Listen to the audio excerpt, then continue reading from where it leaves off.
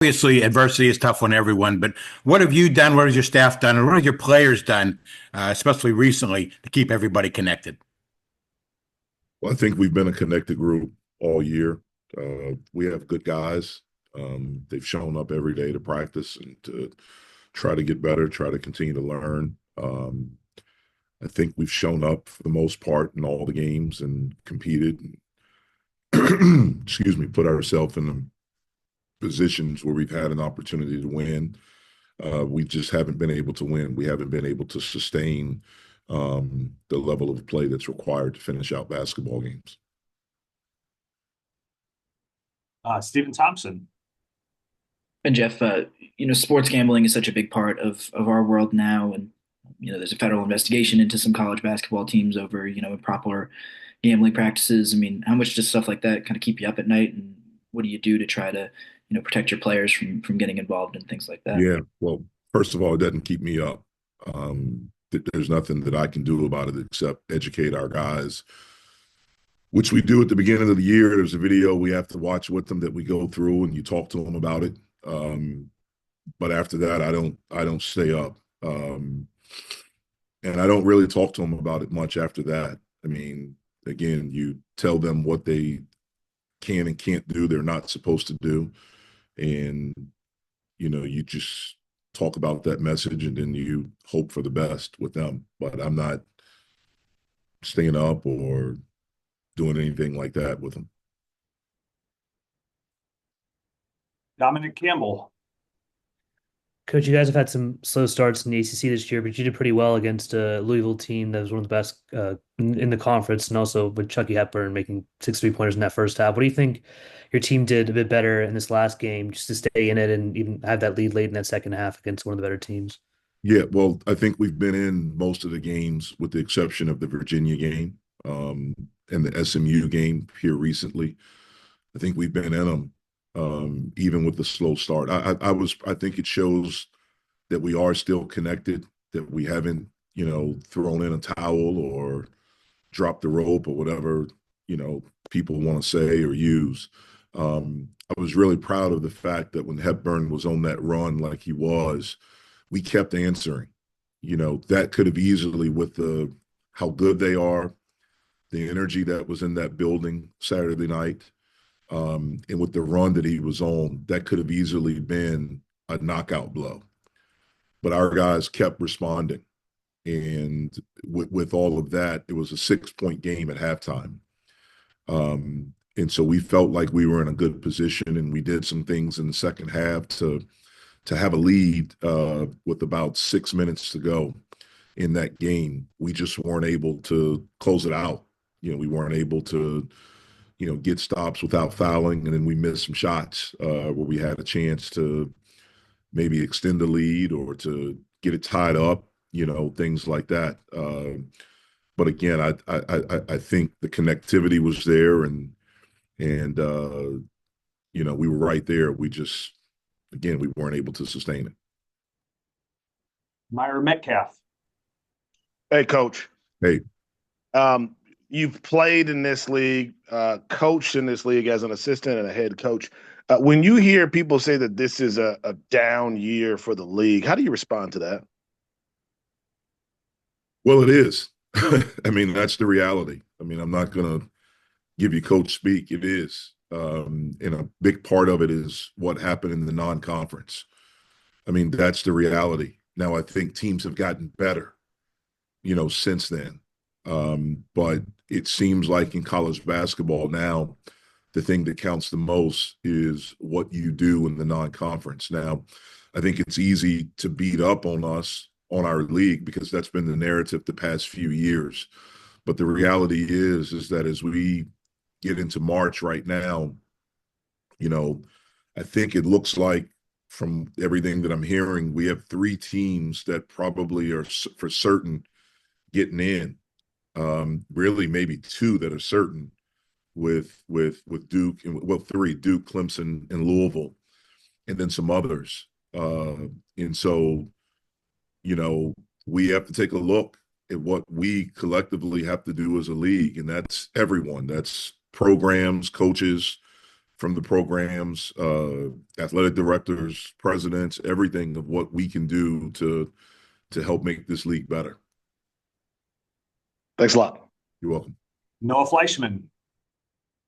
Hey, good morning, Coach. You've been around college basketball for a while, and it's seemed to change where guys don't tend to stay in the same place for their all 4 years. There's just 8 guys in the ACC that have done that, this year. What does that just say about college basketball and where it's headed? It's not where it's headed, it's where it is.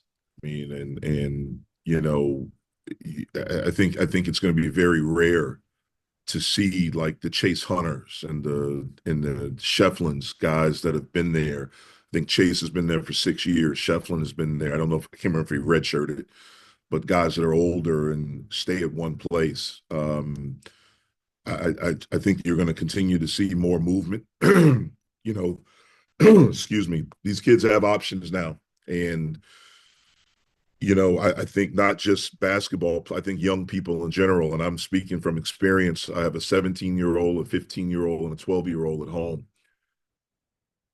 And we're trying to teach them to deal with difficult things. When I say we, my wife and I, and to not walk. It's easy to bail. It's easy if things aren't going well for you to walk, for you to, okay, I'm going to go somewhere else. I think young people now in general, not just athletes, I think they're missing out on opportunities to learn. I mean, failure is not a destination. Sometimes the best teacher is failing. I know for me it was. I know for me, and maybe it was different because I played a lot as a freshman, but still, you go through difficult things, you go through hard things. And look, I'm not going to say that I didn't think about transferring at one point. I was fortunate that I had parents at home, but especially a dad that was like, you're not quitting, like fight through it, figure it out. Not a lot of people want to figure things out anymore.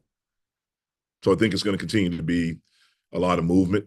We have a kid on our team. We have senior night coming up on Saturday, and he told us he doesn't want to do it. It will be his third one. Think about that. Like, you have guys coming to your programs for 1 year, and they're going through a senior night, and maybe their third one or fourth one.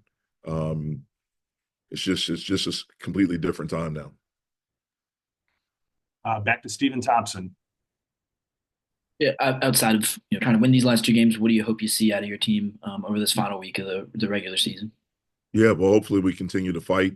Hopefully we can win. That's the first part. But continue to play the game the right way, to fight, to be connected, to defend, to rebound. We actually rebounded against Louisville. They had 17 offensive rebounds against us. The first time we played them, they had 3 in this game. So we did a better job there. But continuing to play the right way and continuing to fight and be together, and hopefully that leads to us having an opportunity to win. Jerry DePaula. Jeff, I appreciate your insight on the tougher questions, but I got an easy one for you. Tell me about NC State and what most worries you about them. Yeah, well, they have guys, guards that can really create off the bounce. They drive you. They're really good in transition. They can turn you over. They play with a freedom offensively, where if they get going, they can be difficult to defend because of how they drive it. And, if they're making shots, obviously, that makes them tough. But again, I think, it's going to be emotional there. It's, I think it's their last home game. And, it's a program with a lot of pride. But they have really good guards that can get downhill and create off the bounce. And, we're going to have to be able to defend them, stop them in transition and play defense without fouling. Thank you. Welcome. And last question will come from David Teal. Jeff, you didn't sugarcoat it with Myron about the state of the league and the fact that coaches and administrators and presidents need to sit down and figure it out. How much of it comes down to money and player acquisition and what the ACC has not done compared to leagues such as the SEC and Big 12? A lot. I mean, it has a lot to do with that. And as difficult as that may be to say or to hear, that is where we are. I mean, I would challenge, and I don't know the answer, but I would challenge, people to look at, and again, I don't know how you get this, but look at, what each school in our league in men's basketball is spending on their roster compared to the other leagues.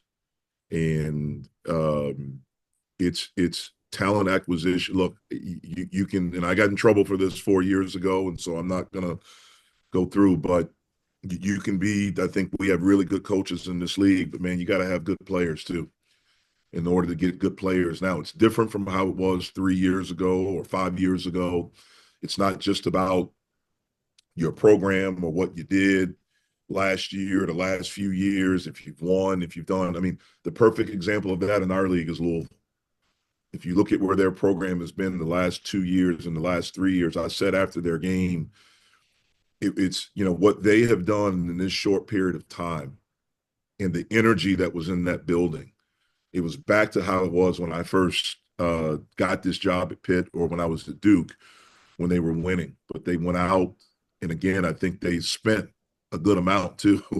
But they went out and they got really good players, good guys that fit what Pat wants to do. And they've been able to change it pretty quickly. And so I do think, I think that's a huge factor, David. I think it's a huge factor. Do you think there was a part of thinking that people said, we're the ACC, we don't have to do it? Maybe even some arrogance there. I don't think, well, I can't speak for the ACC as a whole, so I can't say that. I do think there were some administrators, leaders that didn't, when I say that, like ADs, president, I think there were some that we think this is going to go away. It's not going to last, and so we're not going to do as much because we don't have to. I've heard people say, well, we have a really good coach, and so that's our secret weapon. Okay. And again, so I can't speak for the ACC because I think with the way this thing is going, each school has been able to do whatever they want to do. So it's not like we're handicapped by the league office or anything like that. I think some of this has been the individual schools and what they want to do. And I do think there's been some arrogance there of like, we're not going to get into this. We don't have to get into this. Where the schools that have been all in with it, you can see. I mean, it's probably, I don't know if it's out yet. If it's not, look at last week's top 25 in the country. And I would bet you that most of the schools on there have invested into their, in their program. And I don't think the SEC has mandated the schools do that. I think the schools have just done, or the Big 10 or the Big 12 or whatever. But I would guarantee you, if you look at that top 25 and teams that have been able to sustain it all year, the investment with NIL is pretty high. Thanks, man. You're welcome. Jeff, thank you. Appreciate the time. All right. All right. Next up, we have Andy Enfield from SMU.